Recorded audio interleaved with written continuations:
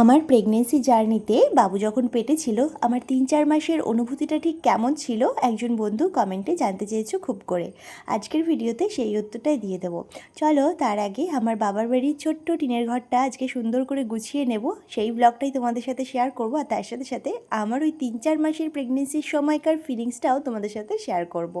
So hello everyone, আমি বর্ণালী। আমার আরেকটি ছোট্ট মিনি ব্লগে তোমাদের জানাই সকলকে স্বাগত। আর সকলে কেমন আছে জানিও। আর আমি আর বেদ কিন্তু অনেক ভালো আছি। জানো তো আমার এই বাবার বাড়ির টিনের ঘরটা আমার ভীষণ প্রিয়। যখন ছোট ছিলাম তখন আমাদের এলাকায় প্রায়শই বন্যা হতো, প্রতি বছরই বলতে পারো। আর সেই সময় সবাই মিলে মানে পরিবারের সকলে মিলে এই ওপরেই কিন্তু আমাদের আস্তানা নিতে হতো, কারণ ঘরের মধ্যে কিন্তু এক গলা অবধি জল থাকতো। আর তখন জানো তো এই ঘরের দেওয়ালগুলোও ঠিকঠাক ছিল না, কিংবা ওপরে ছাদও ছিল না। প্লাস্টিকটা নিয়ে ত্রিপলটা নিয়ে আমরা সকলে মিলে থাকতাম। আর তখন না সেই জিনিসটাই ভীষণ একটা আনন্দ লাগতো। আসলে তখন তো বুঝতাম না যে বন্যার কি কষ্ট হয়। আর তারপর আস্তে আস্তে ঘরের দেওয়াল উঠলো, ছাদের বদলে টিন উঠলো, যখন যেরকম সামর্থ্য হয়েছে বাবা সেরকমভাবেই বানিয়েছে আর কি। আর এখনও অবধি যেটুকু দেখতে পাচ্ছ এইটুকুই অবধি রয়েছে। তো আমার এখনও বিয়ের পর থেকে যখনই আমি আসি, আমি আর আমার হাজব্যান্ড মিলে কিন্তু এই ওপরের ঘরটাতেই থাকতাম।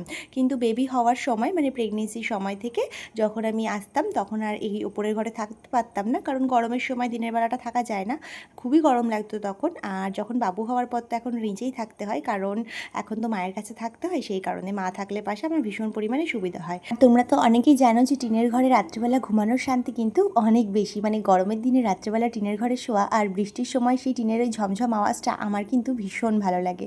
তো যাই হোক, এখন উপরটা পরিষ্কার হয়ে গেল, আর এবার যাব সিঁড়িগুলো ঝাড় দিতে। আর তোমাদের সাথে অবশ্যই আমাদের ঠাকুর ঘরটা একদিন শেয়ার করবো, মানে ঠাকুরের ঘরে কি ঠাকুর রয়েছে, কিভাবে গুছাচ্ছি বা পরিষ্কার করছি। আর এই দেখো এখানে রয়েছে আমাদের একটা সেলাই মেশিন, যেটা কিনা আমি ছোট্ট থেকে দেখেছি আমার মা কিন্তু সেলাই মেশিনে ব্লাউজ সেলাই করতো। তো এখন তার বয়সের কারণে পারে না, আর এখন কিন্তু আমার সমস্ত ব্লাউজ ফিটিংস বলো বা জামা যা কিছু সব কিছুই কিন্তু মাই ফিটিংস করে দেয় সেলাই মেশিনে। এটার জন্য কিন্তু ভীষণ পরিমাণে সুবিধা হয়। জানো তো যেহেতু আমাদের প্রেগনেন্সিটা প্ল্যানিং ছিল, সেই কারণে আমরা জানতাম যে ভগবানের আশীর্বাদে সব কিছু ঠিকঠাক থাকলে হয়তো এই মাসেই কনসিভ করবো। আর সেই মতো কিন্তু ভগবান আমাদের আশীর্বাদে কনসিভ করিও। আর তখন কিন্তু আমি একটি প্রাইভেট স্কুলে জব করতাম, যেটা ডিস্টেন্স কিনা শ্বশুরবাড়ি থেকে 1 ঘন্টা আমার লাগতো। তো বাস জার্নি করতে হতো প্রতিদিন। আর সেই কারণে বাড়ির সকলে মানে আমার হাজবেন্ড আমার মা বারণ করেছিল, মানে তারা ভয় পেয়েছিল যে প্রথম বাচ্চা আর এভাবে জার্নি করব, তো সেভাবে কোনো যদি ক্ষতি হয়ে যায়। কিন্তু আমি জানো তো ওই ছোট্ট ছোট্ট বাচ্চাগুলোকে পড়াতাম, তো আমি ওদের মধ্যে এতটাই মানসিক শান্তি খুঁজে পেতাম, তো আমি সেই কারণে প্রথম থেকে একদমই ছাড়তে চাইনি। আমি হাজব্যান্ডকে বলেছিলাম যে আমি যতদিন পারবো, আমার শরীরে যতদিন দেবে আমি কন্টিনিউ করব। আর সেই মতো করে কিন্তু আমি 4 মাস ওখানে কন্টিনিউ করেছিলাম। আর তোমরা সবাই জানো একটা প্রাইভেট স্কুলে কিন্তু অনেকটাই হেডেক থাকে। আর যেহেতু আমি একদম ছোটো ছোটো বাচ্চাদের পড়াতাম আর কি, সেই কারণে কিন্তু ওদের পিছনে অনেকটাই ধৈর্য আমাকে করতে হতো। তো সেই জন্য অনেকটাই রিস্ক নিয়ে আমি কাজগুলো করেছি। আর তবে বলতে পারো কি, যেই কাজে মানসিক শান্তি খুঁজে পাওয়া যায় সেখানে কিন্তু শরীরও সাথ দেয়।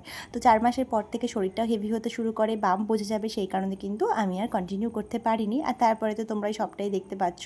যাই হোক, আর আগের দিন আমার ভিডিওতে একজন বন্ধু কমেন্টে জিজ্ঞাসা করেছিল যে এই ড্রাই শিটগুলো কেমন, মানে কীরকম অ্যাবজর্ব করে টয়লেট, খুব ভালো কি মন্দ জানতে চেয়েছিলে। তো এই ড্রাই শিটগুলো কিন্তু ভীষণই ভালো, মানে আমার বেবি হওয়ার পরেই আমি এটা কিনে নিয়েছিলাম। দুটো রয়েছে আমার কাছে, এই একটা ব্লু কালার রয়েছে আর একটা হচ্ছে মেরুন কালার। তবে আমি সবসময় ওটার ওপর একটা কাঁথা পেতে তারপরে কিন্তু বেবিকে শোয়াই, কারণ আমি দেখেছি কাঁথাটা ভিজলে আর ড্রাই শিটটা কিন্তু বেশ শুকনো থাকে। আর শুধুমাত্র ড্রাই শিটের ওপর ওকে যদি শোয়াই, ড্রাই শিটটা কিন্তু বেশ কিছুক্ষণ ভেজা থাকে, তবে নিচের যে চাদরটা থাকে সেটা কিন্তু একদমই ভেজে না। তুমি নিশ্চিন্তে ইউজ করতে পারো। তাহলে চলো আজ ভিডিওটা এখানেই শেষ করলাম, তোমাদের সাথে দেখা হবে আবার অন্য কোনো ব্লগে। টাটা।